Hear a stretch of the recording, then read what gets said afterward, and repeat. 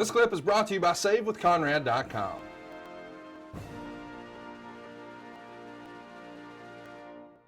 Who were your sort of confidants at this point in your career? When you think back to 06, were you talking to someone all the time? Were you riding with someone? Did you bunk with someone? Just tell me about your circle of friends here in 06 and what that looked like. Well, my circle of friends at the time were, Brock Lesnar, Big Show, the Team Angle, Charlie Haas and Shelton Benjamin. We did a lot of traveling together, and that was my unit. Those were my best friends. Those are the guys that I hung out with the most of the time.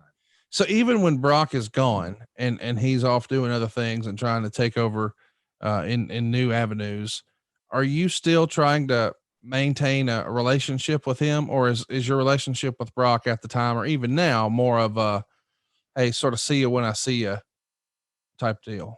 It's always been see you when I see you, because Brock isn't that much of a social butterfly. So, Right. Calling him and saying, "How are you? What's going on with your life? Are you doing okay? How's your family?" Brock's not really into that stuff. So, you're if you call him, you're most likely going to get an answer machine. It's just fascinating to take a look at, what his life was like sort of between WWE and UFC. We know he's going to, set the UFC on fire, but here he's trying to, do some stuff in Japan, et cetera, et cetera. So he's still in the wrestling game, but on another continent.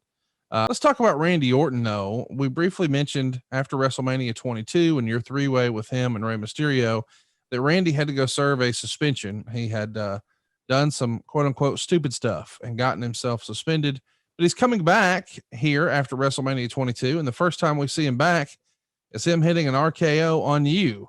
So we're just picking up where we left off with you and Randy, are we not?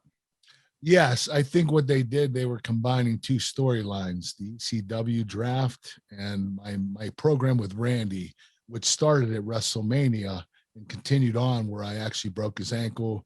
He went out and, with his suspension came back.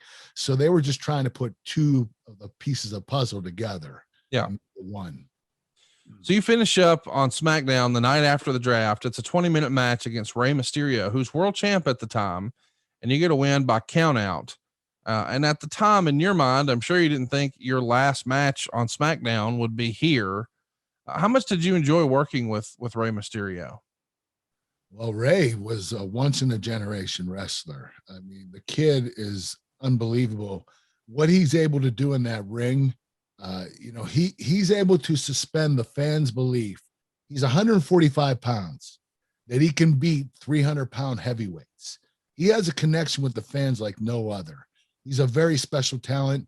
We will not see another Rey Mysterio in this lifetime. He is that special.